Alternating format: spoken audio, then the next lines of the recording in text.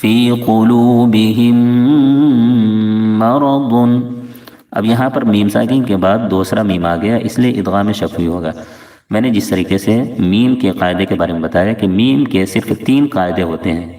میم ساکن کے بعد اگر دوسرا میم آ جائے تو ادغام شفوی ہوتا ہے. یہاں پر ایک الف کے برابر غنہ کریں گے، ناک میں آواز جائے گی.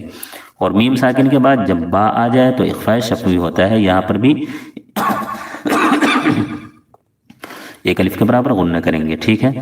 اور میم ساکن کے بعد با اور میم کے علاوہ کوئی بھی حرف آئے، یہاں پر دیکھیں، یہاں پر بھی دیکھیں، اور یہاں پر بھی دیکھیں، یہ لگاتار 3 میم ہے. لیکن ہر میم کے بعد با اور میم کے علاوہ کوئی دوسرا حرف آیا ہوا ہے، تو اس لیے ہر جگہ اظہار شفوی کریں گے، کہیں پہ غنہ نہیں کریں گے. غنہ صرف 2 حالتوں میں ہوتا ہے.